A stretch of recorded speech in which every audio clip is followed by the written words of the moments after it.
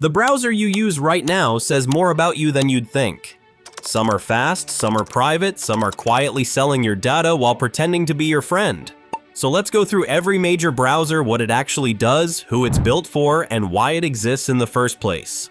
Internet Explorer. Internet Explorer. The granddaddy of the modern web, and also the punchline of the modern web. Launched by Microsoft back in 1995, it became the default browser on every Windows machine for almost 2 decades. At its peak, it controlled around 95% of the entire market, which sounds impressive until you realize it wasn't winning because it was good. It was winning because it came pre-installed and most people didn't know there was anything else. That dominance got Microsoft sued by the US Department of Justice for being anti-competitive, and even after losing parts of that case, they kept bundling it anyway. But once Microsoft owned the market, they got lazy. Updates slowed down, innovation stopped, and the web kept moving without them. By the time Chrome arrived in 2008, Internet Explorer felt ancient overnight. Pages loaded slower, security holes piled up, and it became the running joke of the internet. The browser you open once just to download a real one. Microsoft finally pulled the plug on June 15, 2022. After 27 years, the browser that built the modern web was quietly retired and redirected to Edge. A reminder that being first doesn't mean being best. Google Chrome. Chrome didn't just join the browser market in 2008, it rewrote the rules. Internet Explorer was bloated and slow, Firefox was popular but aging, and Chrome showed up looking like the future. Clean interface, just a search bar and tabs, no random toolbars sneaking in from old downloads. Pages loaded fast, tabs ran in separate processes so one bad website didn't crash everything, and the whole thing just felt smooth in a way browsers really hadn't before. Then Google did something genius. They tied it to your account. Sign in once and your bookmarks, passwords, and history follow you to every device you own. If you were already living inside Gmail, YouTube, and Google Docs, Chrome felt custom built for your life. Then Android happened and Chrome became the default browser on billions of phones, which basically ended the conversation. But here's the catch. Chrome is also part of Google's advertising machine, and it's notorious for eating RAM like it's getting paid to. Open 10 tabs and your laptop fan starts begging for mercy. Chrome won by being convenient, but convenience always has a price tag. Microsoft Edge. Microsoft Edge is what happens when you lose a war and decide to come back wearing the enemy's uniform.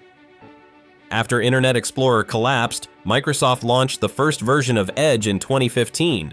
It was modern, faster, prettier, but it still wasn't Chrome, so almost nobody used it. Then in 2020, Microsoft made the move that actually saved them. They rebuilt Edge on Chromium, the same engine that powers Chrome. Suddenly, websites worked perfectly, every Chrome extension worked, and performance got a huge boost overnight. The irony is hard to ignore.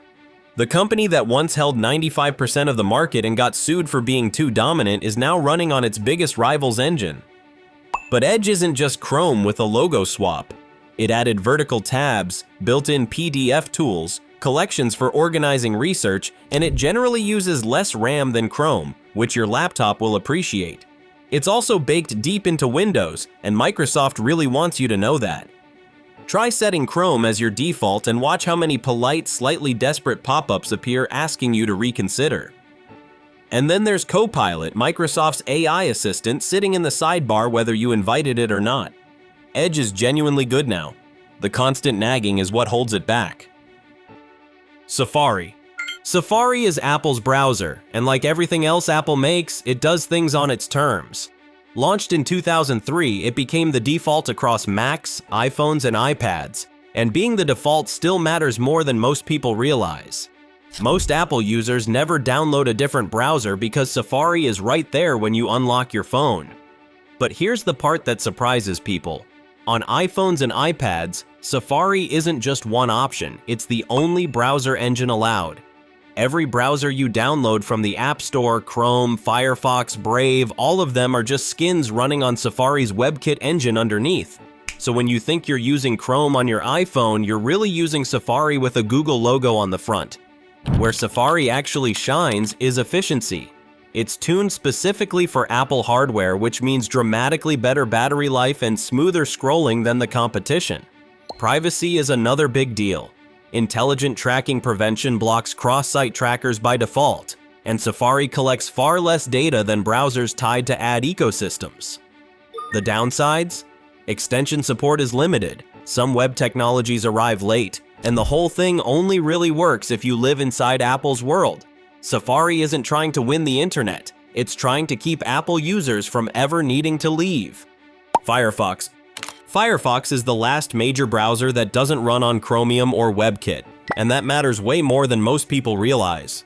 If Firefox disappeared tomorrow, nearly every browser on Earth would be running on Google's engine, which would give one company near total control over how the web works. Launched by Mozilla in 2004, Firefox was the original rebel, the alternative to Internet Explorer when Internet Explorer ruled everything. It's open source, meaning anyone can read or modify the code, and the extension library is basically a customization playground. Privacy is built right in with enhanced tracking protection, container tabs, and aggressive cookie controls. At its peak around 2010, Firefox had nearly 30% of the market. Today, it's hanging on under 3%. Quick question, which browser are you actually using right now? Drop it in the comments. And if you're learning something new about the browser you open every single day, smash that like button. It really helps the channel. Firefox has had a rough decade. Competition has been brutal, and Mozilla itself has faced criticism over executive pay and shifting priorities. But Firefox still matters, maybe more now than ever, because it's the only thing standing between an open web and a Google monopoly. Quirky, stubborn, and unwilling to follow the crowd. Brave. Brave is the browser for people who treat ads like personal enemies. It was founded by Brendan Eich, the same guy who invented JavaScript and co-founded Mozilla. So when the person who literally helped build Firefox decides the privacy game still isn't being played right and starts a new browser, you should probably pay attention. Launched in 2016 and built on Chromium, Brave blocks ads, trackers, and third-party cookies automatically, no extensions needed, no settings to dig through. Pages load faster as a side effect because half the bloat that slows down regular browsing is just ads loading in the background. Brave also has its own optional reward system. You can opt in to view privacy-respecting ads and earn cryptocurrency called BAT in return. Some people love it, some people think it's contradictory for a privacy browser to push ads at all, and honestly both takes are fair. Security is taken seriously here. HTTPS everywhere is built in, fingerprinting protection runs by default, and Brave doesn't quietly resell your browsing history to anyone. Performance is excellent, RAM usage is reasonable, and it doesn't feel sluggish like some privacy browsers do.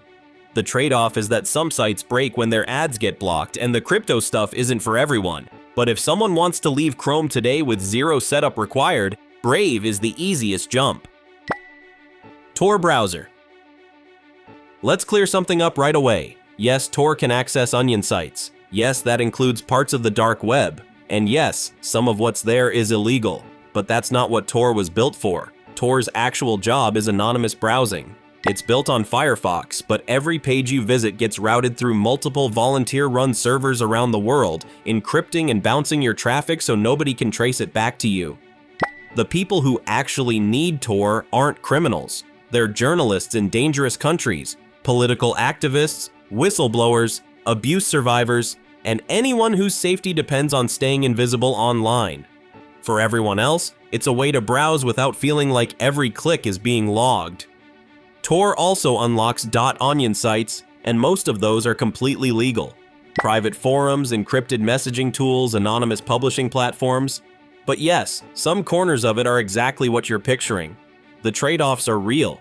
Tor is slow because your traffic takes the long way around the planet to get anywhere. Some websites block Tor users entirely, and watching videos through it feels like dial-up nostalgia. Tor isn't a daily driver. It's a tool for when privacy genuinely matters. Most people know DuckDuckGo as the search engine that doesn't track you, but they've quietly built an entire browser around the same idea. No tracking, no profiling, no fingerprinting, none of it. And unlike most modern browsers, DuckDuckGo doesn't lean on Chromium for everything. On Mac and iOS, it uses WebKit. while on Windows and Android it uses a custom setup which keeps it lighter and simpler than the heavy hitters. Every feature inside it exists for one reason: to keep you invisible. Duck Player blocks YouTube ad targeting before it starts. The Fire button wipes all your browsing data in a single tap. History, cookies, tabs, gone. Email protection strips trackers out of your incoming emails before they hit your inbox. The whole thing is designed to give you privacy without making you read a setup guide first. Compared to Brave, the philosophy is different. Brave gives you a cockpit full of switches and dials to fine-tune your privacy. DuckDuckGo gives you a single off switch and tells you to stop worrying about it. It's the set it and forget it approach to staying private online, and honestly, for most people, that's exactly what they need. A few browsers don't fit neatly into the main story, but deserve a quick spotlight. Opera GX is built specifically for gamers, with RAM and CPU limiters that prevent the browser from stealing resources mid-match, plus customizable colors, animated themes, and a built-in newsfeed for game releases. It's flashy and a little dramatic, but genuinely useful if your PC is already pushing its limits. Then there's Samsung Internet, the default browser on Galaxy phones with over 1 billion downloads. It runs on Chromium, holds about 3 to 4% of the mobile market, and quietly does its job with built-in ad blocking, dark mode, and anti-tracking features. Most Samsung users don't even know they're using a separate browser, they just know the internet app works. And finally, Arc Browser, launched in 2023 by the browser company, which tried to completely reinvent what a browser could be. Vertical sidebars, spaces for grouping tabs, custom site styling, split-screen views, the whole thing felt more like an operating system than a browser. Productivity nerds loved it, but in 2025 the company paused development to focus on a simpler browser called Dia. The CEO admitted Arc was just too different from what people expected. Sometimes innovation runs ahead of the audience. 3 different browsers, 3 different missions, all worth knowing about. So that's every web browser worth knowing about, from Internet Explorer's monopoly to DuckDuckGo.